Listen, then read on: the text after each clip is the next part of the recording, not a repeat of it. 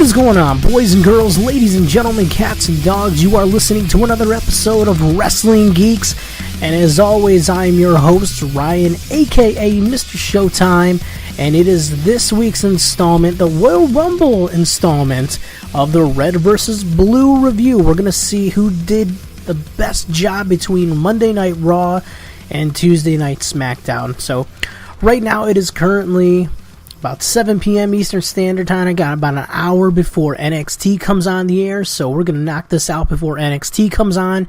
And I can't explain how excited I am for Royal Rumble weekend. We're going to be doing the Royal Rumble party like we do every year. Literally, the whole crew is going to be here. It's going to be myself, Joe, James, Hammer, Siren. Everybody's going to be here. It's going to be super, super crazy. But that's the Royal Rumble. We're going to be doing a Royal Rumble preview show later on this week. It's probably going to air, I want to say probably Friday. Okay, I got some scheduling things we got to move around here, but we're going to definitely get our Royal Rumble Royal Rumble predictions in, because we do have a lot of them. But what I wanted to do is I wanted to focus on this week. We had Raw 25, the 25th anniversary of the longest episodic show in the world galaxy history and all that shit, right? I love Monday Night Raw, okay? And I'm a wrestling fan. I know sometimes it's kind of cool to hate on the WWE, okay? I mean, I get that. I've been there. I'm critical of WWE myself, but I'm that guy. I still tune in every single Monday night.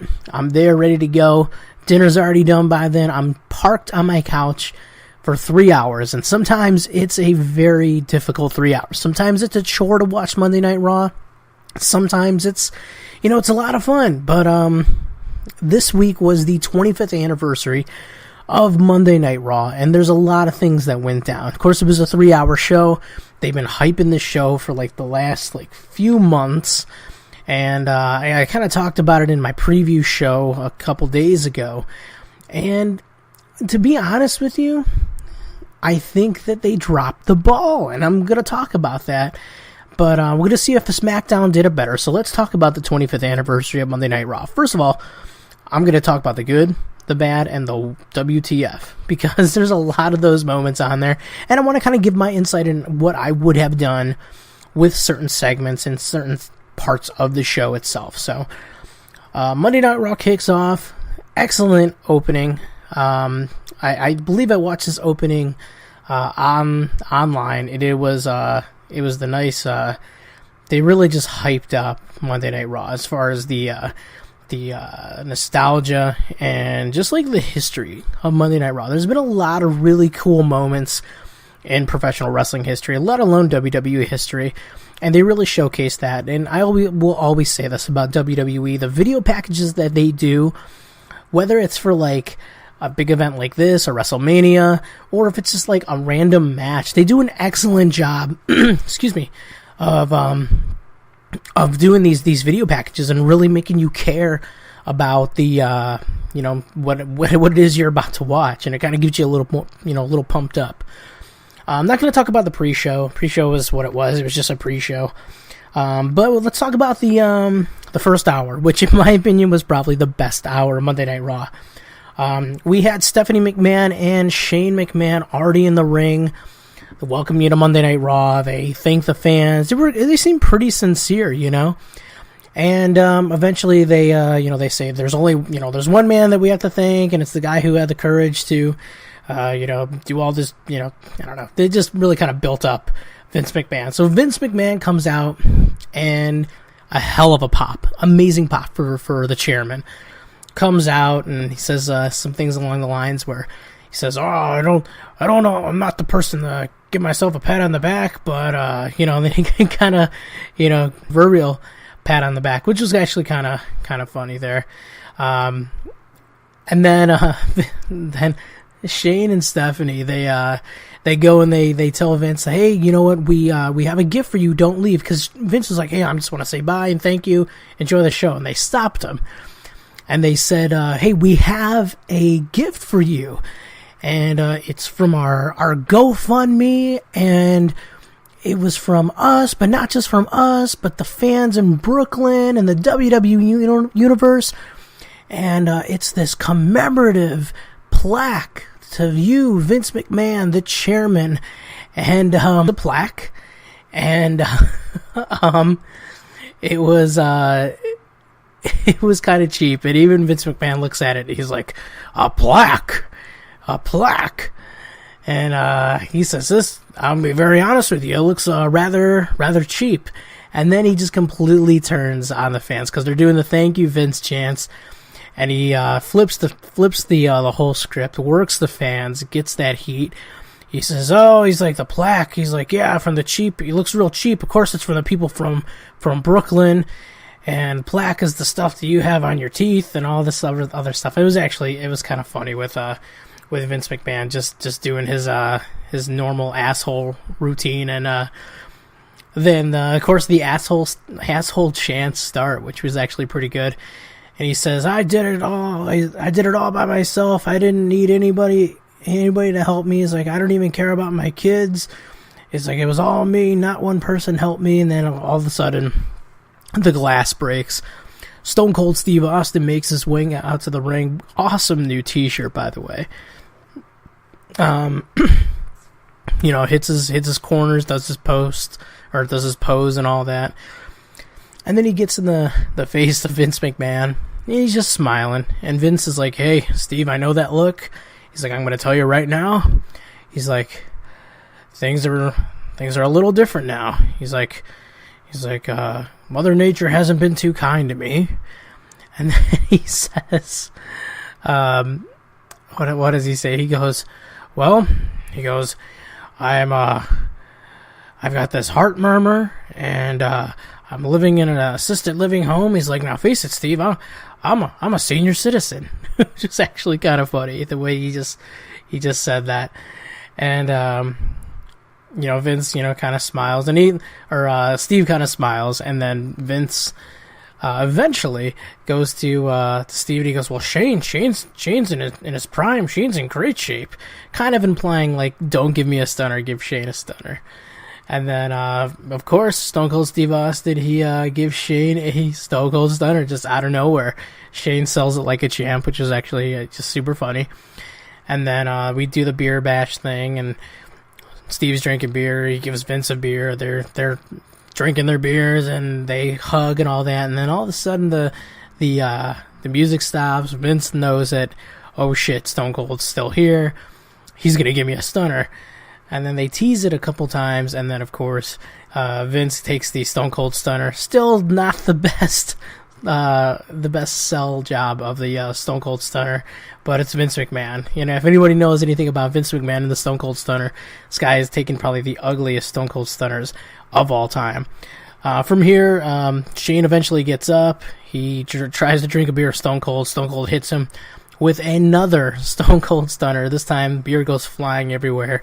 Really funny, really nice segment. The only thing I have to say about this segment is we love Stone Cold, and of course we'd all love to see him back in the ring doing his thing. But here's my problem with this: you have probably the most influential WWE superstar, probably the most influential professional wrestler, since Hulk Hogan. We'll say that, okay?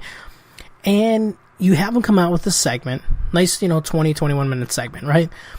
And he does not say a word. Now, maybe that was done, for, certain reasons, but I would love just to hear Stone Cold, "Give me a hell yeah." Like, if you want me to whoop Vince McMahon's ass, give me a hell yeah. We didn't even get any what chants. We got what chants from the crowd, but we didn't get any, what from Steve Austin. I know, a lot of that is kind of played out, but if you're going to go for a nostalgia feel, it would have kind of made more sense to have Stone Cold at least get on the mic. I know he's not going to give Stephanie McMahon a stunner, but maybe kind of, say a few zingers at Stephanie McMahon. I think that would have been pretty cool. But nonetheless, kind of a fun segment. Okay. From here, we have an 8-woman tag team match. We have Mickie James, Sasha Banks, Bayley, and Asuka taking on Nia Jax, Sonya Deville, Mandy Rose, and Alicia Fox. Of course, this is a preview leading into the Women's Royal Rumble, and of course, a match that I'm super excited about. And Paige was out there, of course. They've been really hammering fact to home, like, hey, Paige is out here, but just so you know, she's not able to be in the Royal Rumble, okay? She's due to an injury, due to her neck injury. There's a part of me, and this is just like the fanboy in me, the way that they keep trying to hammer this home about, hey, Paige is, she's not going to be in the Royal Rumble. She's not going to be in the Royal Rumble. It really makes me think that maybe this could hopefully, possibly, and I'm saying hopefully because I never want to see anybody get hurt, but I'm hoping this is a work. And then all of a sudden, Paige is in the Royal Rumble, and if she wins it, that'd be fantastic. I think the favorite to win, of course, is Asuka, and we see in this match, pretty nice match. We got Sasha getting the win over Alicia Fox with the bank statement, and then immediately just it breaks down. Asuka, she's celebrating with her team, and then she just starts throwing everybody over the top rope, symbolizing like, I'm gonna win the Royal Rumble. Throws literally everybody out over the top rope. Crowd goes nuts. They pop, and then that's the end of the segment there. From here we go backstage. There's a segment with Kurt Angle, and he's in his office, and then the coach comes in, and eventually the Brooklyn Brawler comes in, which is pretty awesome. Good old Steve Lombardi. We have Teddy Long that comes in, and then we have the Boogeyman out of nowhere. I think there was somebody else that I'm probably forgetting as far as a general manager, but we get the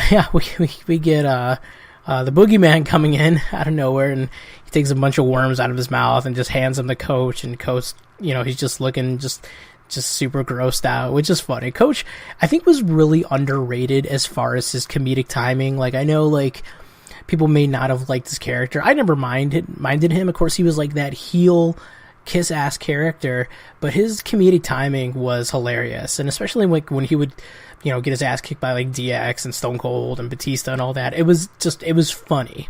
So that's something that just to keep in mind with Coach. I really like to see him come back in a more semi-permanent role, perhaps like maybe on a NXT, or even like a co-general manager spot. I don't know. That's just me. I think he's hilarious.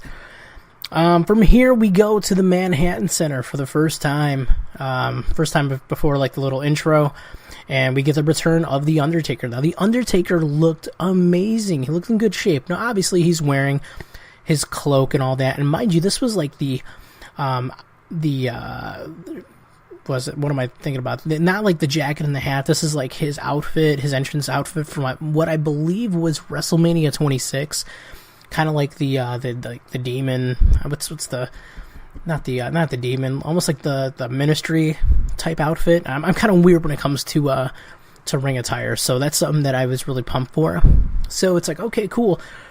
Classic look, kind of a semi-classic look, and a new look from what we've seen in the last few years. Maybe he's gonna come out, and I'm thinking he's gonna cut some generic promo, Undertaker promo. And then he's going to get interrupted by John Cena. That's what everybody was thinking. That's what I was thinking, too, that he was going to get interrupted by John Cena. There's going to be this obvious, the match between John Cena and The Undertaker. That's what they're talking about for WrestleMania, and they're still talking about it. But in this situation, The Undertaker just cuts a regular promo, something along the lines where he says, to everybody who is coming to this ring, you've had to answer to the Reaper. And he starts naming off names like, I think he names off Stone Cold Steve Austin, Shawn Michaels. He said, even my brother, my flesh and blood. Kane had the answer to the Reaper. And he says to everybody who is rest in peace, you can now truly rest in peace. And that was it. That was the whole promo. And it wasn't like I'm coming for the Royal Rumble, or I'll see you at WrestleMania, or anything like that. There was no interruption. There was no nothing. No challenge from The Undertaker.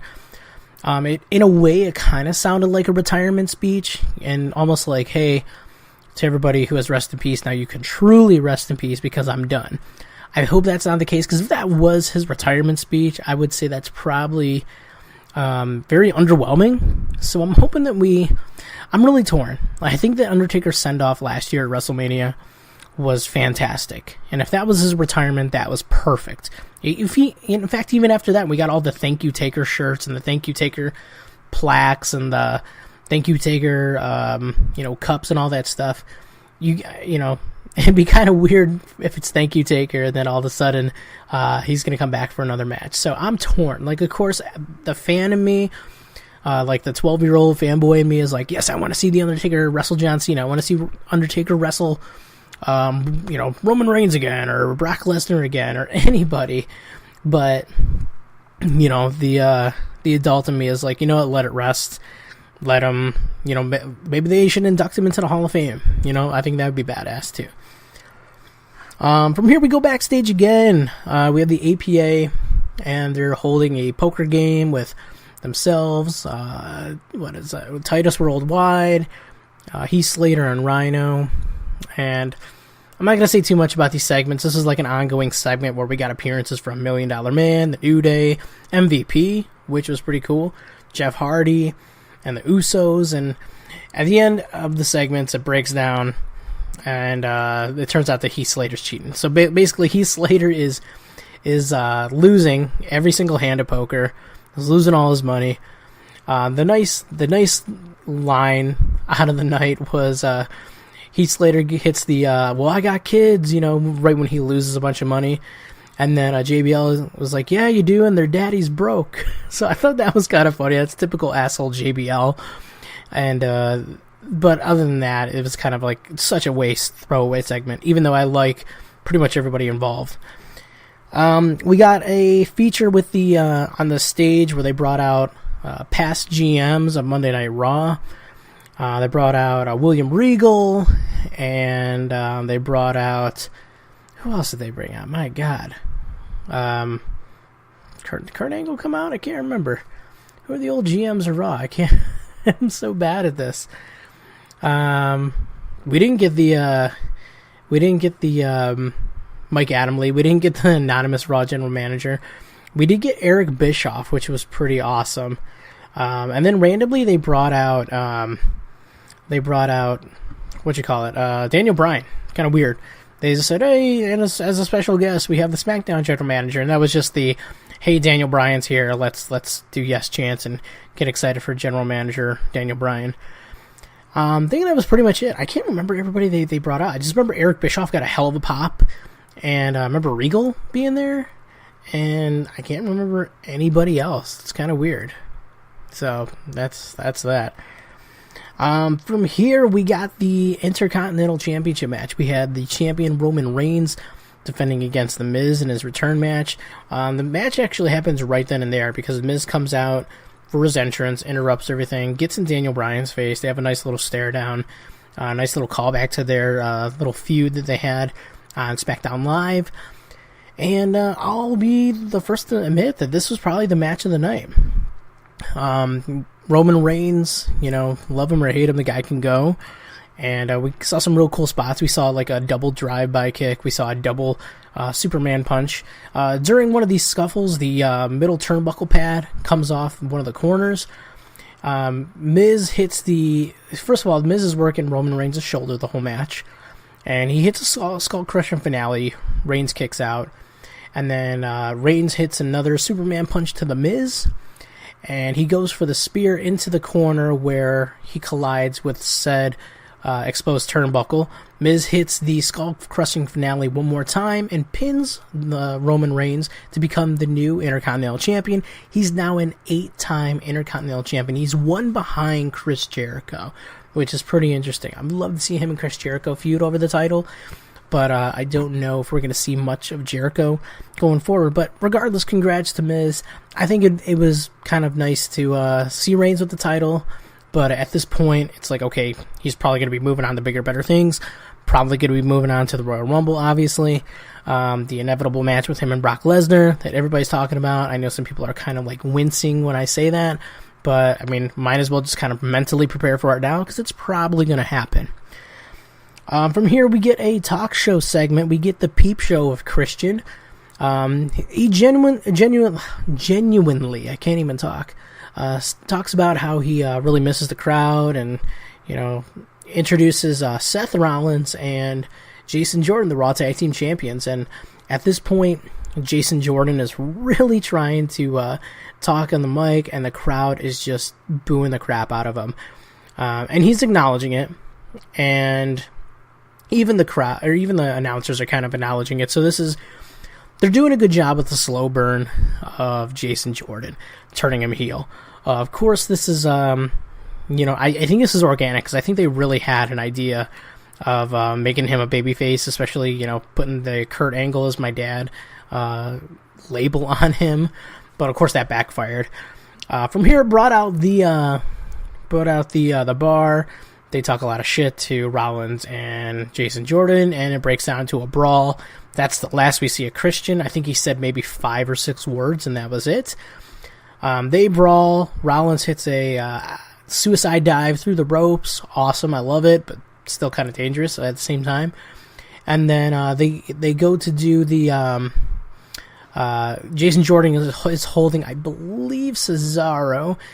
So Rollins can do a springboard knee from the outside in, and then Cesaro moves, and then the miscue happens with Rollins colliding with Jason Jordan. So, they're teasing the dissension between the tag champs. Are they going to survive against Sheamus and Cesaro, who have, we're just going to forget about the fact that they lost to Titus Worldwide the last 2 weeks. I thought they would have been kind of cool to make that a triple threat match, but, it's neither here nor there, because it's definitely not going to happen now. From here, we go back to the Manhattan Center, and we have Bray Wyatt coming out, and he fights Woken Matt Hardy, which was, I didn't expect they were going to do this match right away, and I figured maybe it's a segment, or maybe they're going to do a squash match with Bray and somebody else, but it was definitely Bray versus Matt Hardy, and it was a decent match, kind of a quick match. Bray wins with his sister Abigail. Kind of weird, didn't think they would put Bray over right away in this situation, but that was it. It was just a clean win, and that was the end of the segment. There was no promo after. There was no post-match beatdown, and no run-ins or anything. So it's really kind of weird. I really hope this wasn't the blow-off, but they got to do something with Matt Hardy. They got gold with this Woken character, and I would love to see this feud continue. Maybe do like a no-holds-barred match at WrestleMania, just completely go balls out, but. That's wishful thinking. That's not something that I think WWE will do. From here, we go back to the Barclays Center, and we have the past women superstars of Monday Night Raw, basically WWE, and they bring out the Bella Twins. They bring out Jacqueline. They bring out Terry Runnels. We have Kelly, Tori Wilson, and Trish Stratus. I think I got everybody there. Conspicuous by their absences, Lita, which is kind of weird because Lita has a good working relationship with WWE, and Beth Phoenix, who's currently doing commentary on the Mixed Match Challenge. So it's kind of weird that they didn't include them. The fact that they've been featured on recent and current WWE programming, but that's just kind of weird. I just really wish what they would have done is they would have done at least maybe some type of match for some of the girls that can still go. Put Trish in there, put the Bellas in there. I would have died to see the Bellas versus Trish and Lita. I think that would have been great. And then you put special referee Tori Wilson, and special guest ring announcer Jacqueline, and special guest timekeeper freaking Kelly or Terry Runnels. I think that would have been way more creative than let's stand on the entranceway and wave. I understand doing that for the general managers, but for the divas or the women superstars, I think that it would have made a lot more sense if they would have put them in some kind of match. That's just how I feel about that, and I think they kind of really dropped the ball there. From here, we have probably my favorite segment of the whole night. We have Elias walking down the hallway, and then we see Chris Jericho. Not just Chris Jericho, but the Alpha Chris Jericho. He's wearing his New Japan t-shirt, and Elias says, I can't remember what he was saying, but he said something like, you want me to play a song? I'm not gonna play a song for you.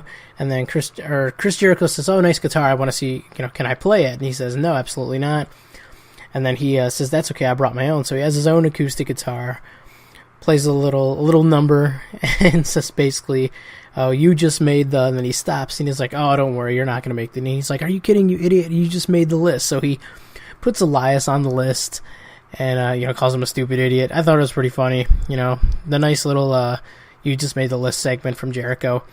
I would have really liked more, but it's just weird that they limited probably the hottest free. I don't know if he's a free agent. I think he's pretty much a free agent. One of the most popular wrestlers in the world. He just got off this match at Wrestle Kingdom 12. This amazing match that's been praised by so many people, and it's like, why you limit him to a backstage segment, like a minute and a half segment with Elias, and Elias is great. I think that would actually be a great feud with Elias and Chris Jericho. That would, especially with like the music tie-ins. Holy crap, that'd be so cool. I personally like heel Jericho better, but if you're going to keep Jericho a face, I think this would have been way better. So I don't know why they didn't have him come out and do a segment or anything. You don't have to have him wrestle, but that's all you do with Jericho. That just pissed me off to no end. From here, we have Elias coming out, and he sings a song. He's directing the song at Jimmy Fallon, who's in the front row, and he's singing about all the past legends and how he's better than all of them. All of a sudden, John Cena comes out, and he goes to John Cena. He's like, I was doing a concert, and you ruined it. John Cena gets in his face. It's like, why don't you do something about it? And they start fighting. And eventually, John Cena has Elias up for the attitude adjustment. He slips out, uppercut right to the balls, and then he takes his guitar and smashes it over John Cena's head, Honky Tonk Man style. So that was, very interesting. Now, I've heard that this segment was kind of thrown together because they're trying to do a feud with John Cena and Samoa Joe, and obviously Samoa Joe is injured. They took him off the Mixed Match Challenge.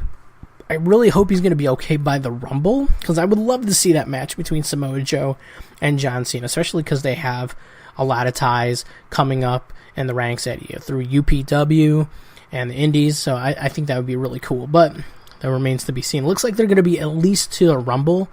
They're going to be doing this little mini feud between Elias and John Cena, kind of like a pickup from New Year's Day.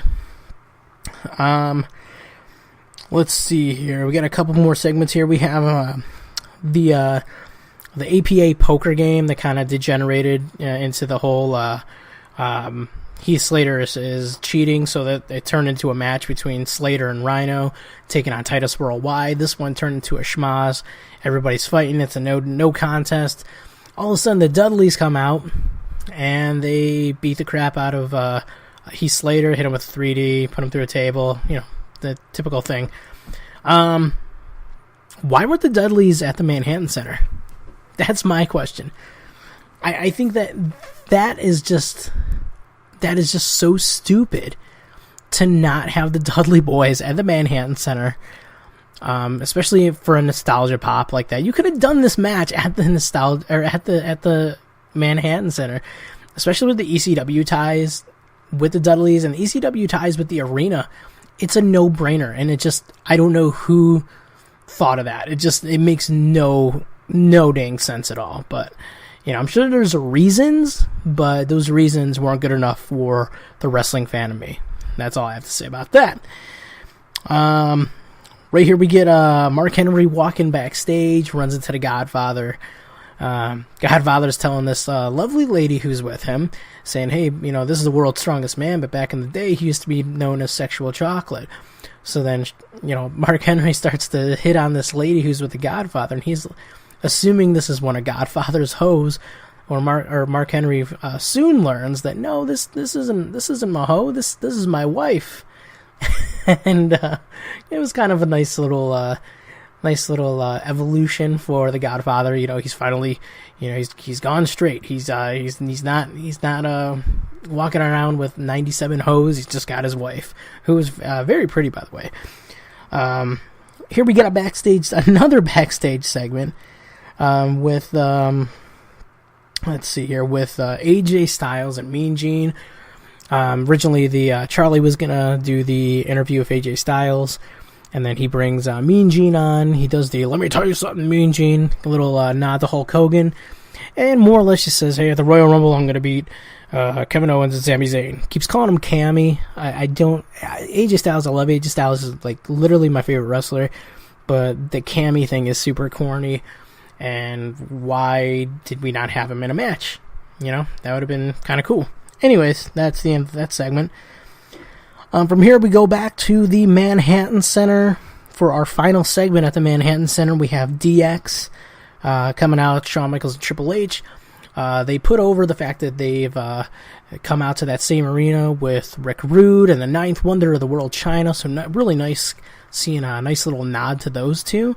They bring out the New Age Outlaws. Billy Gunn's looking jacked as hell, of course. When I met him, I want to say a year and a half ago, the dude was like gigantic. So dude is in amazing shape still. They bring out X-Pac. Cool little touch here as the crowd were chanting 1, 2, 3, and you could tell that X-Pac was genuinely touched by that, and he's really got him right in the feels. Then they bring out Razor Ramon, and this is the point where USA Network decided to 2 seconds basically into Razor Ramon's intro, into his entrance to the ring. He's not even halfway down the ramp. Then they're going to cut to a commercial break so we could see those douchebags from the Sonic commercial. Like, that makes no effing sense. That's so stupid. They come back. He's in the ring. He cuts a little promo, does the hey yo and all that. Then from here we get the Balor Club that comes out. And I was really wondering, I'm like, are we going to get no Finn Balor, no club, no nothing? They come out. They all too sweet. Kind of a nice little passing of the torch from DX and the Click, quote unquote, to the club, the Balor Club.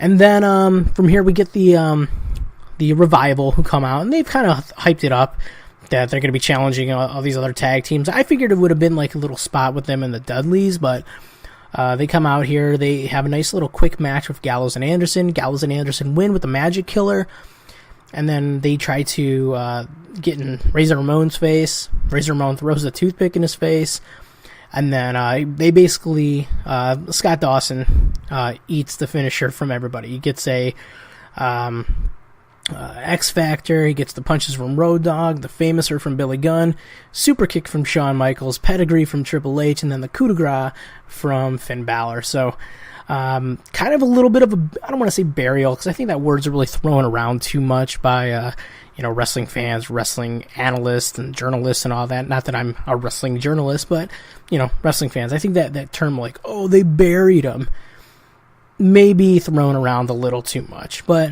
it was kind of a segment where the Revival didn't come off looking too tough like they really are.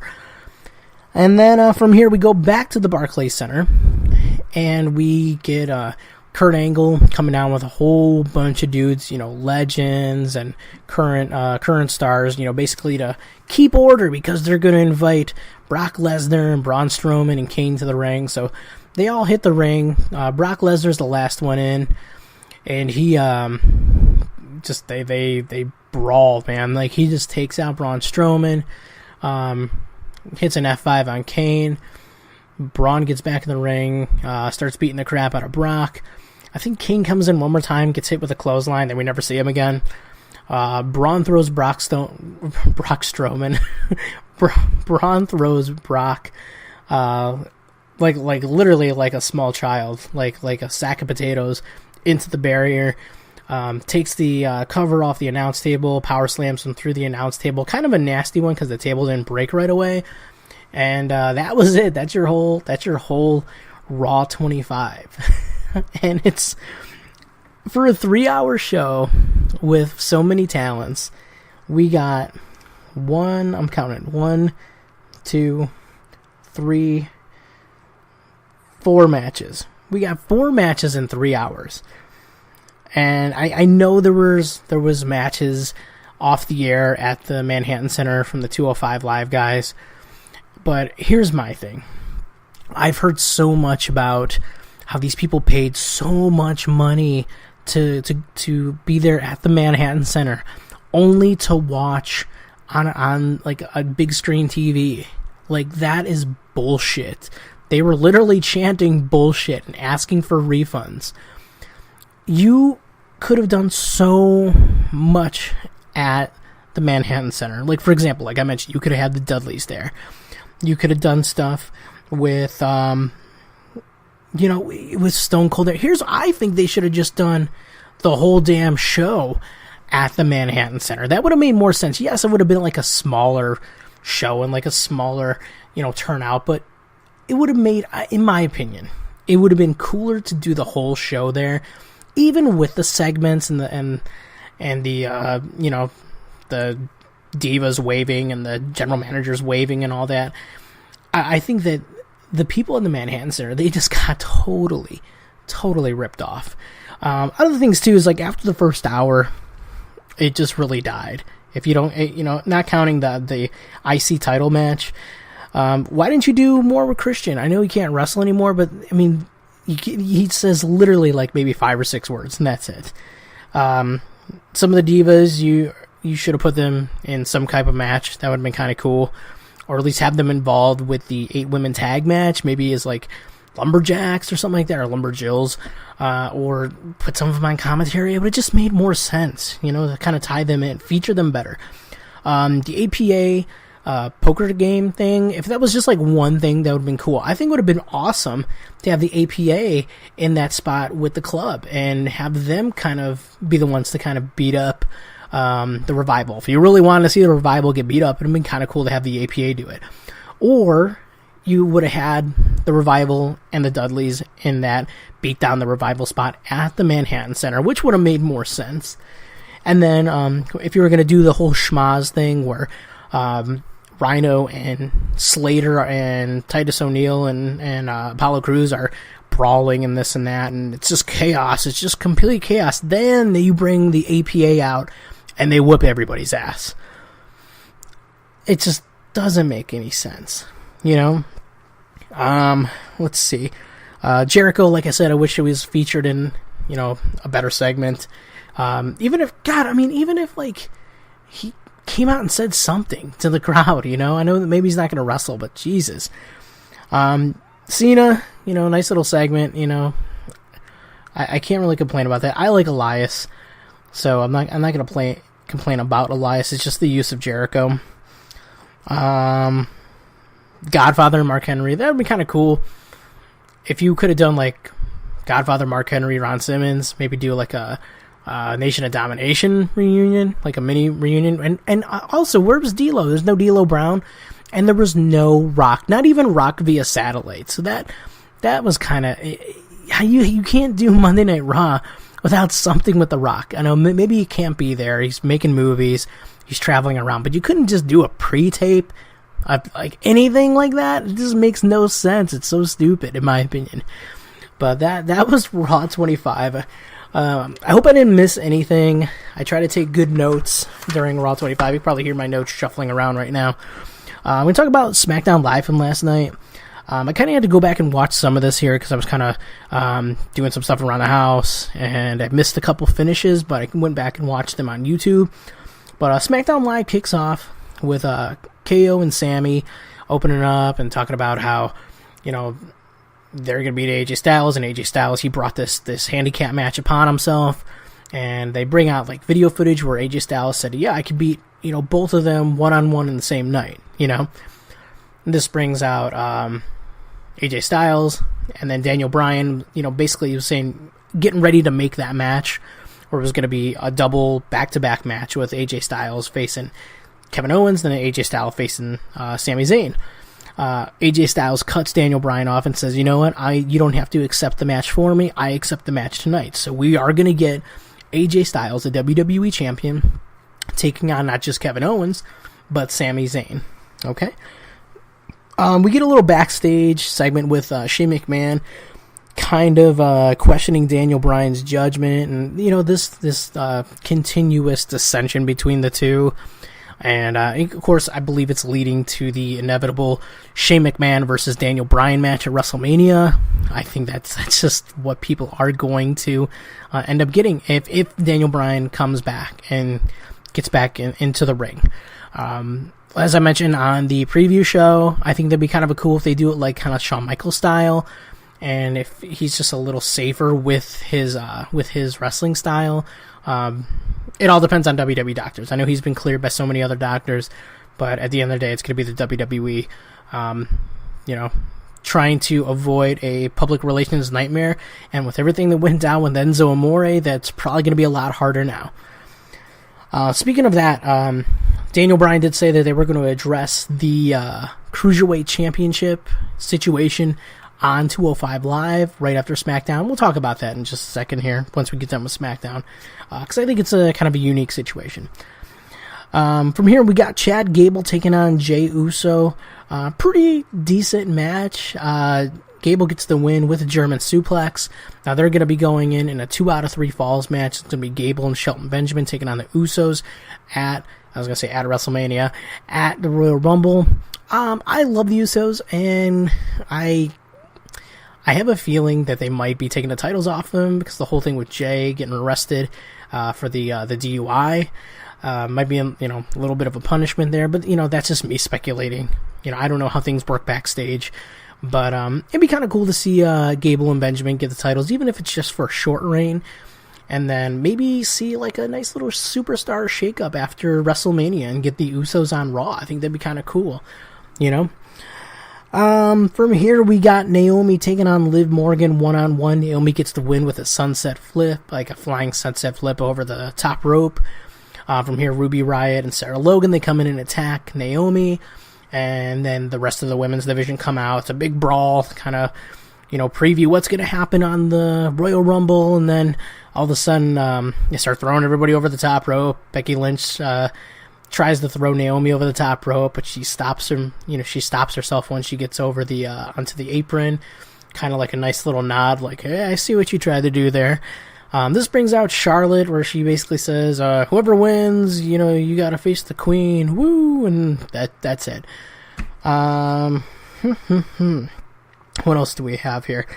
Baron Corbin taking on Shinsuke Nakamura. Really fun match. Now, I am a fan of Baron Corbin, and I'm a fan, and I'm not a fan. Sometimes I really like him when he turns it up, when he's just like a crazy powerhouse in the ring, just throwing dudes around. Sometimes, if he's kind of working the typical big match or the big man match, and things are a little slower and sluggish, kind of turns me off a little bit. But this match was really good between him and Shinsuke, and they both have very different styles. Finish of the match comes when Shinsuke is about to hit the Kinshasa on Baron Corbin. Out of nowhere, eats a RKO from Randy Orton. I don't even know where he came from. Literally, he teleported. I don't know what he did. Literally, Mighty Morphin Power Rangers, teleported into the ring and then hit an RKO on Shinsuke. Hits an RKO on Baron Corbin as well. And that's it. It's kind of funny because I almost forgot about Randy Orton. It's you bring out all these other SmackDown stars onto Monday Night Raw, but you don't bring Randy Orton. It's kind of weird, right? I'd like to see a nice little interaction between him and Diamond Dallas Page. That would be kind of cool, too, especially with the similarities with the Diamond Cutter and the RKO, but, I digress. We get a 6-man tag match between the New Day and Bobby Roode. Nice little opening segment. They're really funny, especially with the New Day singing the Glorious theme when Roode is on his way to the ring. It's just pure, I love it. I love the New Day. You can call me a mark, you can call me a WWE fanboy, but I just think they're hilarious. I just love immature humor. That's just me. But it's the New Day and Bobby Roode taking on Rusev Day and Jinder Mahal. Real quick match. This is one of the ones where I literally got up. I gotta grab something out of the other room, and then all of a sudden I hear the bell ring. It was just I blinked and I missed it. Finish was Xavier hitting the flying elbow on Aiden English, and that was it. I think they announced that they're going to be in the Royal Rumble. I don't think Bobby Roode announced he's going to be in the Royal Rumble, but you can assume, because I think they have 10 or 12 spots open. We didn't get no appearance from Dolph Ziggler. I still think that's what we're going to get at the Royal Rumble. I think we'll get Bobby Roode, because he doesn't have a match announced for the Royal Rumble, but I can see him being in the Royal Rumble, and then Ziggler coming in from the crowd and eliminating him, and that just continues that feud, and then we get them feuding into WrestleMania, which would be kind of cool. And then let's see, last 2 matches. Of course, we got the back-to-back AJ Styles matches. We got AJ Styles taking on Kevin Owens first, and of course these are both non-title. AJ Styles is working over the leg of Kevin Owens. He's really selling it, and then out of nowhere, AJ Styles puts him in the calf crusher. Calf crusher. I can't even talk tonight. My goodness. The calf crusher. And Kevin Owens taps like immediately, which is kind of smart. It's like, okay, hey, you know what? I got a match this Sunday. I'm already hurt. I don't want to get even more hurt. So I like the psychology there. And then the psychology that, eventually led to what we were going to see going forward. So immediately when the bell rings, Sami Zayn comes in, just starts beating the shit out of AJ Styles. This was the better match. And this was a really good match, by the way, between AJ Styles and Sami Zayn. The whole story behind the match is really what's going on the outside. It's with Kevin Owens selling this leg injury. They have the EMTs out there and the doctors, and he's on the ground, and it's kind of funny, but kind of like dark humor at the same time. Where every time like the action spills out to the outside when they're near Kevin Owens, AJ Styles just takes it upon himself to just beat the shit out of Kevin Owens. So he's essentially beating the crap out of a crippled man, and just the way like Owens is like overselling it, I think it was just hilarious. And then there was actually a point where they're about to wheel Owens off and on a stretcher, and AJ Styles just flips the stretcher over. So it just kind of reminds me of like when Austin would do that to McMahon back in St. Valentine's Day Massacre in 1999. That's kind of funny to me. From one of those distractions on the outside, Sami Zayn hits the Helluva Kick and then the Blue Thunder Bomb to get the win over AJ Styles. Now, I said this before. I know I like the Helluva Kick. It's kind of a nice little thing to see. It looks brutal, but I think that Blue Thunder Bomb always should have been Sami Zayn's finisher. I really hope that's what they go with. I don't think they will, but maybe this whole trying to get away from concussions and all that. A kick to the head looks a little bit more brutal than the Blue Thunder Bomb. The Blue Thunder Bomb is actually really cool looking too. So from here, it's Owens and Sami Zayn standing over a fallen AJ Styles, and that's how SmackDown goes off the air. Okay.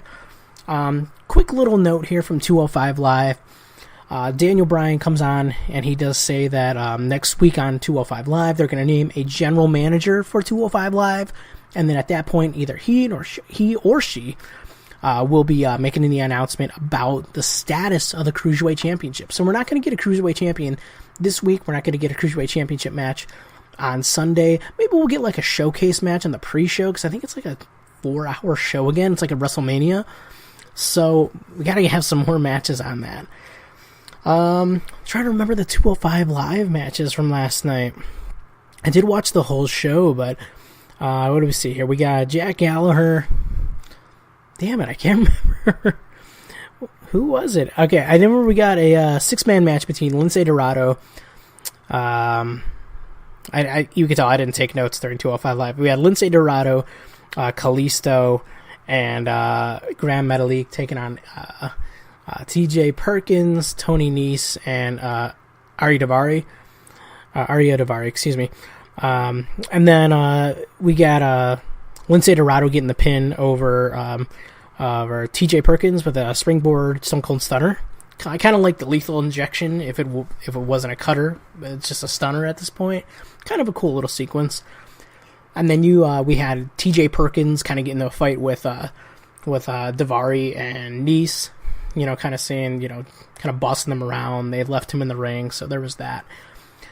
We also got, what is the other matches that we got? It's driving me nuts. We got someone with Jack Gallagher. I'm sorry, I can't remember the other matches. I'm terrible. But the main event was great. It was Mustafa Ali and Cedric Alexander just putting on an absolute clinic to the point where this is 205 Live. The crowd is still there, and they're chanting, "This is awesome" at the very end.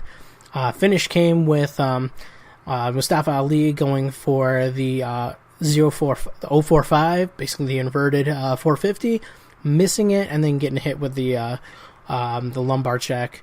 And then they kind of shook hands after, because they're both good guys. So that's the end of 205 Live. So if I have to compare Raw and SmackDown, I'm just going to look at the scorecard here, okay? What did I mention? We had 4 matches in a 3-hour period on Monday Night Raw. We had a 2-hour show. And it's not even like a solid 2 hours if you count commercials. On SmackDown, we got 1, 2, 3, 4, 5, 6 matches. Okay? And it just, SmackDown to me, it flowed a lot better.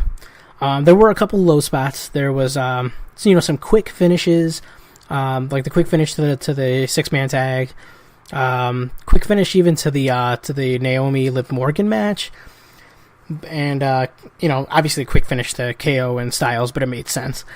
But it seemed like it flowed a lot better. I was more excited to see SmackDown after, forcing myself through Raw 25. Now, Raw 25 had a lot of hype, but unfortunately, even with the bringing in the legends and, trying to bring in all the other, the past WWE figures and all that, they failed miserably with Raw 25. That, and combined with the lack of content at the Manhattan Center, which is a reason that I was really excited to watch, it just seemed like it just failed. So the winner for me this week is definitely SmackDown Live. And my thoughts I wanted to give really quick on the Cruiserweight Championship. I think that I don't know who they're going to be naming the general manager. If I had my way, it'd be like a Rey Mysterio, or I could see them even bringing in like a Vicky Guerrero. Their ties with like Eddie Guerrero and Chavo. Hell, man, they could bring in Chavo, but I think Chavo's not on good terms with them. So it'd be really interesting to see who they bring in. It could be somebody like completely opposite. Like we can make the general manager the Big Show. I think that'd be hilarious. And then I think what they would do with the Cruiserweight Championship, possibly do a tournament, but you got to bring in more talent. It's the same guys cycling around, fighting each other. It's a small division, especially with the injuries with Brian Kendrick, and then you have Enzo's gone, and Rich Swann is gone, and Rich Swann is not fired, but Rich Swann is suspended. Noam Dar's injured, and I think, hope I'm not missing anybody else. TJ Perkins just got back off of injury. So if you can bring in more talent, that would make sense. If you bring in like I don't know. Here's my thing. I think that we don't need 205 Live, and I've been the biggest supporter of 205 Live, but if you're not going to salvage it, you do this. You put all these guys in NXT, you make the Cruiserweight Championship a secondary title on NXT. If you're going to keep 205 Live as its own brand, I think that you can add a few more stars, bring in some of the guys from the Cruiserweight Classic that maybe you didn't sign, that aren't under contract anywhere. I do not recommend bringing Ricochet in. I think Ricochet should go to NXT. Please don't do that. But you can have guys kind of like bounce back and forth, though, like legit cruiserweights. You can have a Johnny Gargano on there. You can have put Sin Cara on there. You can have you can have like a Finn Balor like on there like once in a blue moon. That'd be kind of cool, right? But if you can bring in a few more talents. I love the masked wrestlers, the luchadors. I think that would be really great. And it would be kind of cool if you get enough people on this show, introduce not a tag team title, but a trios title, and just make it straight lucha rules. How fun would that be? And I thought about that this week when I was watching that 6-man tag. That would be so cool. And I think it would only really work with 205 Live. I don't think a 6-man title would work on a Raw, a SmackDown, or an NXT. But a 6-man title on 205 Live, it kind of makes it a little unique. And those matches are a lot of fun if you do them straight up lucha style. So that's just my thing. That's how I think they should do 205 Live. But, we'll find out in less than a week. Other than that, that's all I have today for the Red vs. Blue review right here on Wrestling Geeks. I'm going to be doing a Royal Rumble prediction show later on this week. Hopefully we're going to be having the team on there. James actually was going to join me tonight. He's super sick. Hammer's sick. Everybody's sick. I don't know what's going on. I hope everybody's healthy for the Rumble because we're going to be having the Rumble party this week. And, of course, we're going to be live tweeting during it as well. And we'll have a recap show for the Rumble. But until then, I want to thank everybody for your listens, your downloads, your subscriptions. If you want to check us out, all of our past episodes are at hardcoregeekcast.com. Go to the tab labeled Wrestling Geeks. We have our episodes on there. We're just redoing the website, so the most recent episodes are on there, and then we're going to be putting all the past episodes on there one by one. Nice little description with each episode, so that's something just to keep in mind. We're also on iTunes and Podbean. If you want to go to anchor.com, nice little website for podcast. I think it's anchor.fm. We have Wrestling Geeks Extra. It's just like little audio clips. I kind of call it like Twitter, audio Twitter.